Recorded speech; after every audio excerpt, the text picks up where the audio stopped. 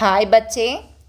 കഴിഞ്ഞ ക്ലാസ്സിൽ നമ്മൾ അബ്ബ ആയേ എന്നുള്ള പാഠഭാഗം പഠിച്ചു അല്ലേ? ഓർമ്മയുണ്ടോ? അബ്ബ ആയേ എന്നുള്ള പാഠഭാഗം ഓർമ്മയുണ്ടല്ലേ? അപ്പോൾ ക്ലാസ്സിലും വീട്ടിലുമൊക്കെ നിങ്ങൾ ഒരുപാട് തവണ ചൊല്ലിക്കൊടുത്തിട്ടുണ്ടാവും അല്ലേ? വളരെ രസകരമായിട്ടുള്ള ഒരു ഗീതമായിരുന്നു നമ്മൾ കഴിഞ്ഞ ക്ലാസ്സിൽ പഠിച്ചത്.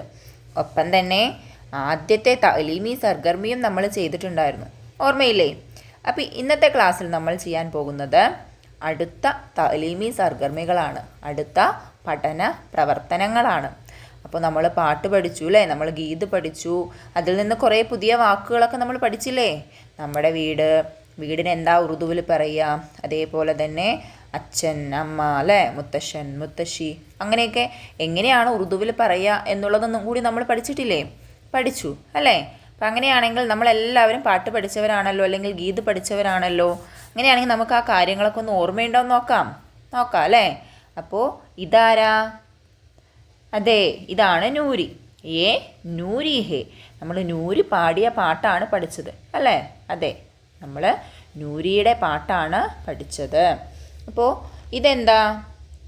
അതെ, ഇതെന്താ പറയുക? വീടിനെന്താ പറയുക? ഗർ. അതെ, കിസ്കാ ഗർ ഹേ? നൂരി കാ ഗർ ഹേ. നൂരി കാ ഗർ ഹേ. നൂരി കാ ഗർ ഹേ. നൂരിയുടെ വീടാണത് അല്ലേ?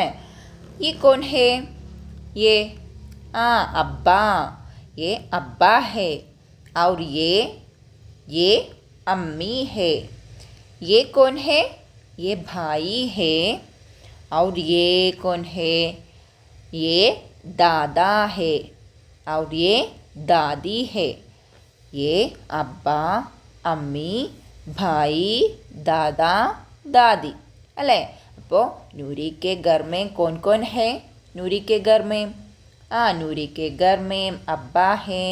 नूरी के घर में अम्मी है. नूरी के घर में भाई है. नूरी के घर में दादा है. नूरी के घर में दादी है അല്ലേ? അപ്പോൾ ഇത്രയും കാര്യങ്ങളൊക്കെ നമ്മൾ പഠിച്ചിട്ടുണ്ട്. അപ്പോൾ ഇനി നമുക്ക് നമ്മുടെ പഠന പ്രവർത്തനങ്ങളിലേക്ക് പോകാം കേട്ടോ.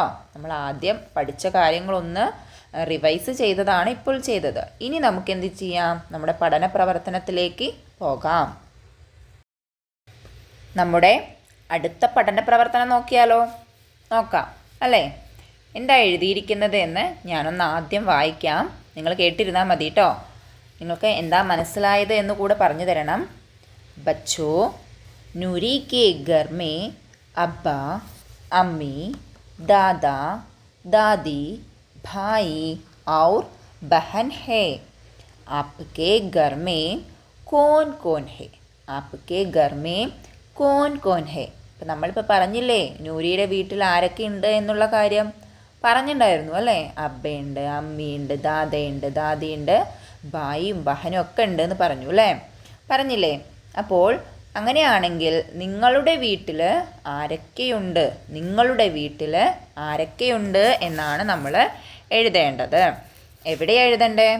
അതെ അല്ലേ, എവിടെ ഇതാ നമ്മുടെ ഈ ഒരു വീട് കൊടുത്തിട്ടുണ്ട്, കണ്ടില്ലേ? ഇത് നൂരി കാ ഗർ ആണ്, ഇത് നൂരിയുടെ വീടാണ്. ഇത് മേരാ ഗർ, മേരാ എൻ്റെ വീട്. ഇത് നൂരിയുടെ വീട്, എൻ്റെ വീട്. നൂരിയുടെ വീട്ടിലുള്ളവരുടെ പേരുകൾ ഇവിടെ കൊടുത്തിട്ടുണ്ട്, ആരൊക്കെയുണ്ട് എന്നുള്ളത്. നിങ്ങൾ എന്ത് ചെയ്യണം?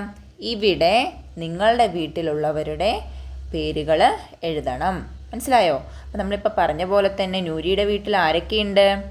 അതെ, അബ്ബ, അമ്മി, ദാദാ, ദാദി, ഭായി, ബഹൻ. അബ്ബ, അമ്മി, ദാദാ, ദാദി, ഭായി, ബഹൻ. അപ്പം നിങ്ങളുടെ വീട്ടിൽ ആരൊക്കെയുണ്ട്? അതെ, നിങ്ങളുടെ വീട്ടിലും ഇവരൊക്കെ തന്നെയാണ് ഉള്ളത് അല്ലേ? അബ്ബയുണ്ടോ? യെസ്, അബ്ബ. അമ്മിയില്ലേ? ഉണ്ട്. ദാദാ അല്ലേ? ദാദ ആരാ? നമ്മൾ പറഞ്ഞു തന്നു ചിത്രത്തിൽ. അതെ, മുത്തശ്ശൻ. ദാദി ആരാ? ദാദി മുത്തശ്ശി. ഭായി സഹോദരൻ, ബഹൻ സഹോദരി. അപ്പം ഇത്രയും ആളുകൾ തന്നെയാണ് നമ്മുടെ വീട്ടിലുള്ളത് അല്ലേ? അപ്പോൾ നമുക്ക് ഇവിടെ ഇതങ്ങടെ എഴുതാൻ പറ്റൂലേ? പറ്റും അല്ലേ?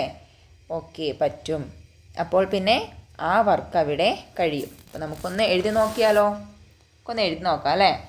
നമ്മുടെ അച്ഛനെയും അമ്മയൊക്കെ ഉറുദുവിൽ എന്താ പറയുക, എങ്ങനെയാണ് എഴുതുക എന്നൊക്കെ നമുക്ക് ഒന്നുകൂടെ നോക്കാം. അബ്ബ,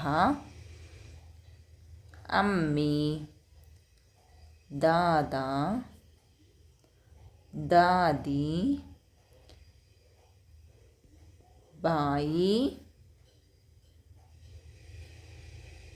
ബഹൻ അല്ലേ?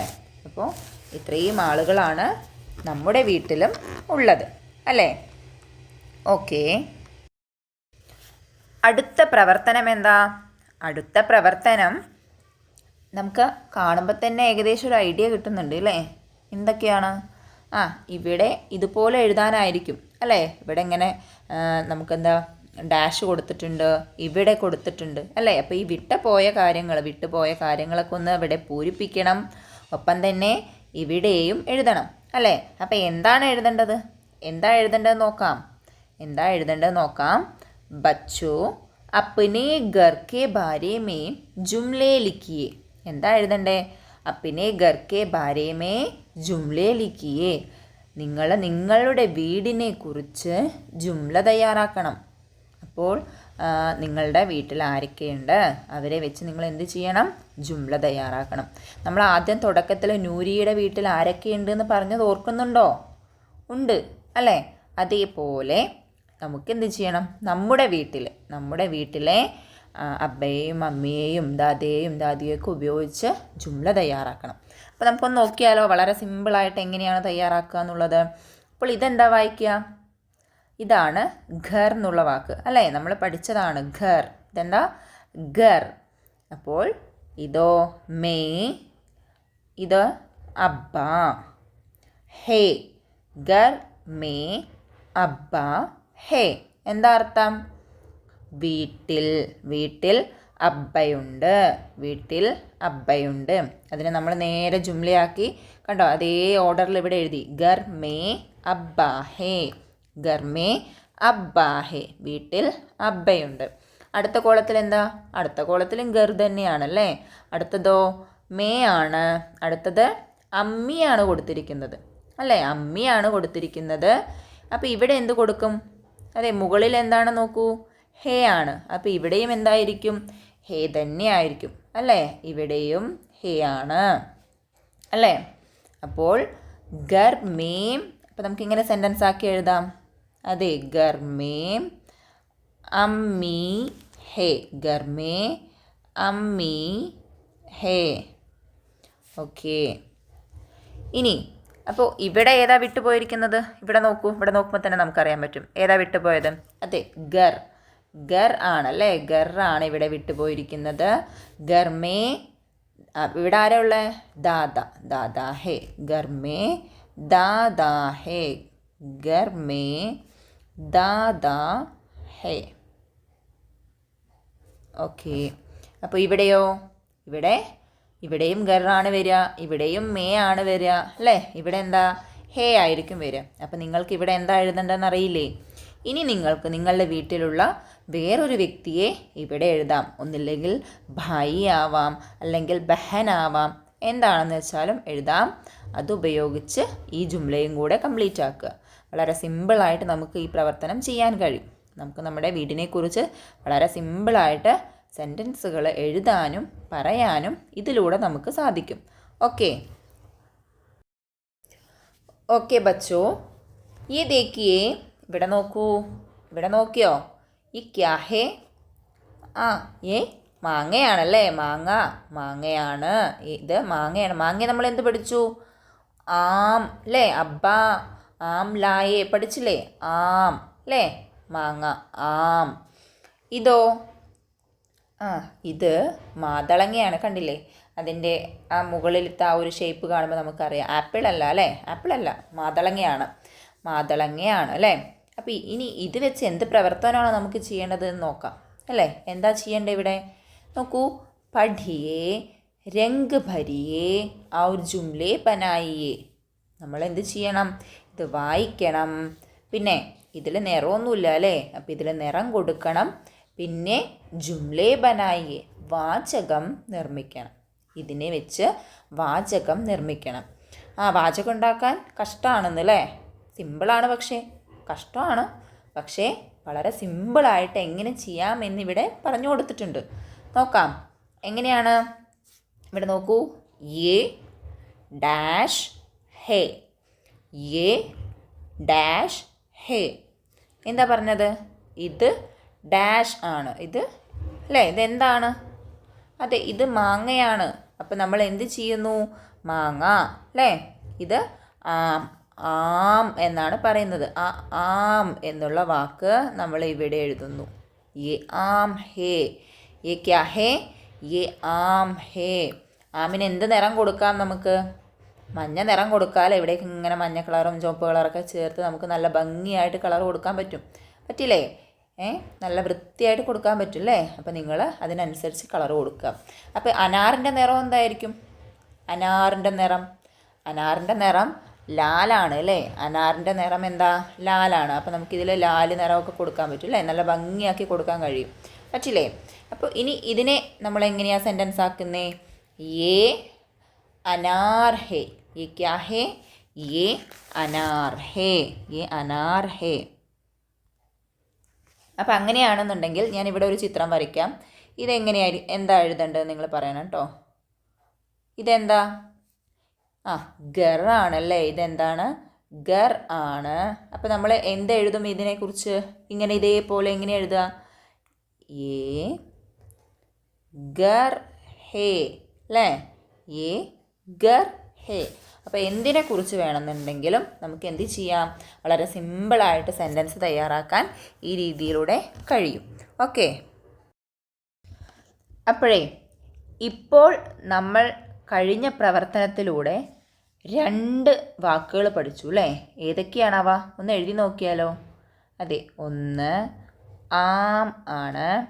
അടുത്തതൊന്ന് അനാർ ആണ് അല്ലേ? ആം അനാർ. ആം അനാർ അല്ലേ? ഇതെന്താ വ്യത്യാസം?